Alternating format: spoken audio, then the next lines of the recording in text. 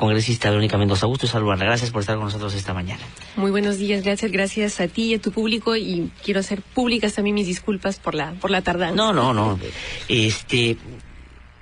Han ayer determinado, y lo ha hecho público el ministro de Justicia, han levantado ya lo que era una medida, desde mi punto de vista, arbitraria, autoritaria y no propia de un sistema democrático, de haber congelado las cuentas a una municipalidad como una manera de amedrentar a quien lidera esa gestión y para, digamos, un poco amoldarlo seguramente a la voluntad del gobierno. Pero ya se levantó, es una buena noticia.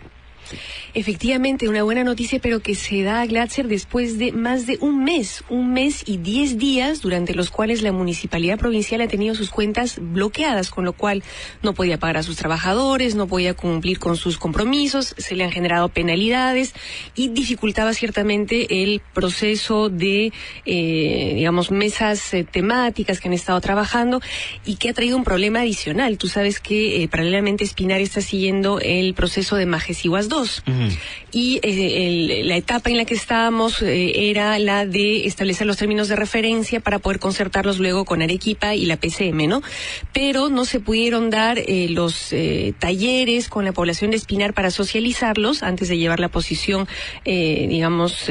general hacia la PCM, por el estado de emergencia en primer lugar y por el bloqueo de cuentas que no permitía, ¿no? Estas reuniones, pero ¿no? Ese nivel de miopía o de incomprensión de la situación de las regiones y de las provincias hace tomar medidas, o lleva al Ejecutivo a tomar medidas de naturaleza que pueden generar otros problemas de conflictos sociales, porque un alcalde que no puede cumplir con sus compromisos puede generar reacciones adversas a un proceso de diálogo que esté en curso o a la propia gestión, quitándole el peso y la legitimidad que por supuesto se requiere para hacer las cosas institucionalmente, ¿no? Eso debería erradicarse como práctica, no se puede estar pues amedrentando a las autoridades así, ¿no? Claro, y recordemos que no solamente se ha dado en Espinar, sino también en Cajamarca, sí. Y no vaya a ser que se constituya como un mecanismo justamente de amedrentamiento y que se replique en otras zonas cada vez que una autoridad, ¿no?, plantee una posición,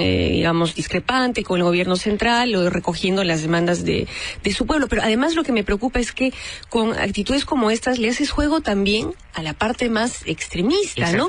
Que luego dice, pues, y con justa razón, que con este gobierno central no se puede dialogar. ¿Cómo vas a dialogar, ¿no?, con alguien que te está haciendo esto? Exacto. Y recordar que este desbloqueo de cuentas se da, bueno, decía, tras un largo tiempo, pero tras mucha presión también. El alcalde ha tenido que venir en persona a reunirse con el Ministerio de Economía y Finanzas, a hacer pública su denuncia, y pareciera que sin esa presión no era viable este desbloqueo, ¿no? Y se da apenas a unos días del diálogo. Congresista Verónica Mendoza, cuando usted dice, ojalá que esto no sea como un modus operandi, ¿no es cierto?, cada vez ahí donde se refleja o se muestra nítidamente un conflicto, lo plantea en términos de un riesgo o en términos de una realidad, porque si uno ve Espinar y Cajamarca, parecería que el patrón es el mismo, es decir, hay una sistematicidad en la actuación del gobierno, que es estado de emergencia, criminalización de los que protestan, bloqueo de cuentas, para tratar de justamente generar un ambiente, comillas, para poder establecer algún mecanismo de diálogo, cuando en realidad eso genera pues más actos de confrontación, ¿no? Efectivamente, yo creo que si en todo caso se pretendía en un momento que fuera un modus operandi, la realidad nos ha demostrado a todos que no funciona, definitivamente no funciona, y el resultado de este modus operandi ha sido nefasto, ¿no? Entonces, pero yo no veo tampoco en el gobierno un nivel de reconocimiento de esto, una autocrítica que permita hacernos pensar que esto se va a revertir, ¿no? Más bien hay un endurecimiento y pareciera que se va a instituir como práctica, ¿no? Entonces sí preocupa mucho, y yo no veo, te decía, señales que nos indiquen que esto ya no se va a seguir llevando a cabo. La salida de Valdés y la incorporación de una persona con un perfil distinto podría ser una señal de que no se va a seguir caminando en esa dirección? ¿Esa sería una buena señal, digamos? Necesitamos señales positivas. Sería un buen gesto político, claro que sí, pero insuficiente, ¿no? O sea, no basta con cambiar una persona, evidentemente, ni dos ni tres, sino cambiar un rumbo político y un discurso político también, ¿no?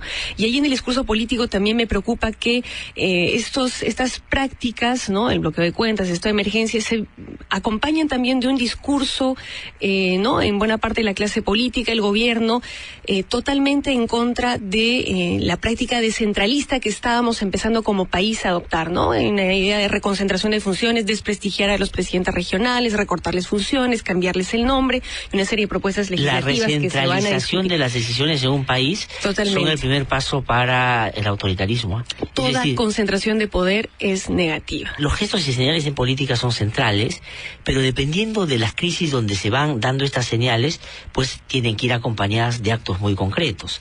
Y claro, ahora está discutiéndose la posibilidad de un cambio de gabinete, pero dice Verónica Mendoza que no sería como suficiente solo cambiar a las piezas, no sé, en este ajedrez, sino también cambiar un poco la lógica del juego, ¿no es cierto? Cambiar un poco el discurso y la práctica, y por lo tanto un poco el rumbo de lo que Ollanta hoy lidera. ¿Qué significaría concretamente? Hay algunos que ya acompañaron a Ollanta, dicen, él entra a un camino sin retorno. Por lo tanto, ahí donde lo vemos, ahí es donde va a seguir avanzando. No es que va a repensar y mirar hacia otro lado. Verónica entonces tiene ya una idea muy, muy consolidada de eso, ¿o cree todavía que hay la posibilidad de un viraje? Bueno, la esperanza es lo último que uno pierde, ¿no? Todavía espero que se revierte esta situación y recuperemos, sin hablar de la gran transformación, por lo menos los principios democráticos básicos que siento que están siendo vulnerados, ¿no? Con esto de la criminalización de la protesta, vulneración de derechos humanos, y todo esto sin que haya, siento yo, un nivel mínimo de autocrítica, ¿no? Entonces sí me preocupa muchísimo. Por eso te decía, para mí no son suficientes cambios de personas solamente, sino tiene que acompañarse de un nuevo discurso político y de gestos claros, porque ahí también hemos tenido en el discurso, ¿no? La palabra diálogo nunca ha estado tan presente y repetida, sí. Pero paralelamente tenías también, ¿no? Diálogo por un lado, pero por el otro lado, bueno, pero con ayer mismo estaban gente, ¿no? Gastón Garatea, el Monseñor Cabrejo reunidos, y Óscar Valdés, que dice cuando le preguntan en Puno sobre este tema, dice, no nos equivoquemos, desde un inicio, al hacer ver, no nos equivocamos cuando desde un inicio hicimos ver que el señor Gregorio Santos, Wilfredo Saavedra y Marco Arana lo único que buscaba era interferir y buscar intereses políticos. Lo hemos dicho siempre. Además, el gobierno ha hecho muchos intentos de diálogo y son ellos los que han terminado siendo intransigentes. Por eso decía, no basta decir diálogo cuando por el otro lado, ¿no? Criminalizas la protesta, ninguneas las demandas legítimas de la población, buscas deslegitimar a sus interlocutores, algunos de ellos democráticamente elegidos. Entonces, tiene que cesar ese doble discurso, ¿no? Que para mí fue muy claro en el caso de Espinar, por ejemplo, ¿no? Donde el Ejecutivo con la gente de Espinar tenía un discurso, ¿no? De acercamiento, de reconocer sus demandas, pero, digamos, en los medios de comunicación nacional, más bien iban en el sentido de desconocerla, ningunearla, tildarla de extremista, ¿no? Entonces, tiene que haber coherencia y un discurso que claramente defienda aquello por lo cual votó la gente, y no solamente ese famoso 30%, sino todo ese 50% que votó en contra del retorno de la dictadura, porque no olvidemos eso, ¿no? Entonces, ahora, Ollanta parece haberse olvidado de eso. Él dice que él ganó por la hoja de ruta, y bueno, uno podría decir en cierta medida sí, pero en realidad quien le dio la posibilidad de ganar era el temor a que Keiko pudiera llegar a Palacio, y todas las fuerzas democráticas que antes habían dicho no a Keiko empezaron a decir sí a Ollanta porque no queda otra posibilidad. Ahora, Ignacio, ¿qué cosa es la hoja de ruta? No, primero que no se contradice en absoluto con la gran transformación, ¿no? La sintetiza, puntualiza, subraya algunos puntos, pero centralmente la hoja de ruta era un compromiso con la democracia y con los valores democráticos, separación de poderes, respeto de los derechos fundamentales, nueva institucionalidad socioambiental. Entonces, cuando hablamos de hoja de ruta también como que no, en el discurso se van volviendo etiquetas sin fondo, pero eso, la hoja de ruta era un compromiso con la democracia. Ahora, y eso es lo que se está empezando a vulnerar ahora. Y ya como se habla ahora, la pareja presidencial, que es una cosa, como conversábamos en el corte, pues es algo de lo cual no se escuchaba en la historia política de nuestro país, pues en los últimos años. ¿En qué momento Verónica Mendoza, que además de repente nosotros no conocen bien, es una de las fundadoras del Partido Nacionalista y conoce a Ollanta Humala y a Nadine Heredia de hace muchísimo tiempo, cuando estaban todavía en la posibilidad del emprendimiento político? En el 2004. En el 2004. Sí, pues. ¿Qué pasó? ¿En qué momento Verónica Mendoza dijo, uy, ya no están para el lado que estaban al comienzo? ¿Fue por lo de Espinar o ya antes había como tenido señales claras, ya nítidas en términos de que ese viraje se había dado? Creo que hubieron señales anteriormente, ¿no? Por ejemplo, se me viene a la mente el tema de Olmos, ¿no? Yo recuerdo un candidato Humala decir reiteradamente que una de las prioridades de su gobierno iban a ser los pequeños y medianos agricultores, la desconcentración de la propiedad de la tierra, y más bien hemos visto cómo en Olmos se ha finalmente se ha concentrado en tres grandes empresas, ¿no? Y claro, y los agricultores lambayecanos han quedado pues en el aire, ¿no? Igual el tema de la consulta previa, por ejemplo, también es bastante sintomático, ¿no? Tú tienes un primer momento en el que se aprueba la ley de consulta, lo cual genera un gran expectativa, ¿no? Gran satisfacción para los pueblos indígenas en particular, pero para la sociedad peruana en general, y luego tienes un reglamento, ¿no? Que retrocede y que es restrictivo respecto a la propia ley y al convenio 169 de la OIT, ¿no? El caso, por ejemplo, algo que para los cusqueños era una bandera importantísima, que es el gas de camisea, ¿no? La recuperación del lote 88, que era un compromiso central de Gana Perú, todavía no se ha dilucidado, ¿no? Formalmente no tenemos nada, y ahora se ha conocido este tema de la reexportación del gas, ¿no? Que ameritaría pues una revisión del contrato con la empresa, pero que se está pasando por agua tibia, por favor, ¿no? Pero definitivamente, y yo lo dije en su momento también, creo que cuando se trata de, política económica, se puede esperar, se pueden dar ciertas concesiones y pensar, ¿no? En lo que dijo la primera dama en su momento, en un cambio progresivo, ¿no? En el largo plazo. Pero con lo que no se puede jugar es con la democracia y los derechos fundamentales. Y cuando eso empieza a entrar en juego, ya hablamos de otra cosa. ¿Está en juego ahora? Y eso es decir, sí es ¿cuál gravísimo. Es el riesgo principal que usted advierte podría materializarse si es que en este momento no es que esta actitud se detiene? Hay una especie de deshumanización, ¿no? A mí me ha preocupado mucho cuando se ha dejado de lamentar los muertos prácticamente, ¿no? Se han asumido por la clase política y el gobierno en particular como el costo natural de los conflictos sociales, ¿no? Y no se han tenido señales claras, ¿no? Respecto a, por ejemplo, investigar a los responsables directos y políticos de esas muertes.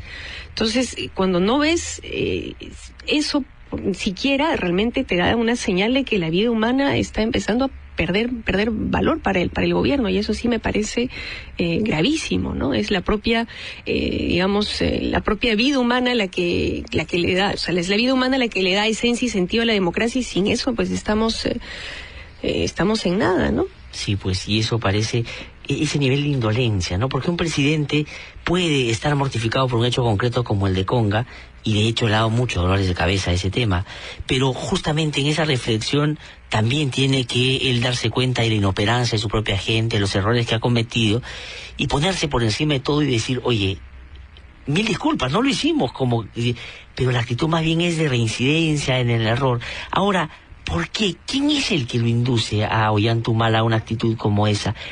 Yo recuerdo a Ollanta Humala distinto en la campaña, entonces yo siempre me pregunto públicamente, no sé si nos engañó todo el tiempo o cambió cuando llegó al poder, pero algo pasó porque no es el que era antes, por lo menos así lo percibo yo. ¿Qué pasó ahí? ¿Quién es el que está hablándole a él al oído, por decirlo de manera mucho más coloquial, que lo está llevando a una actitud de esta naturaleza? ¿O él es ya pues un converso, que era lo que le criticaba a Alan García, y finalmente tiene actitudes muy parecidas?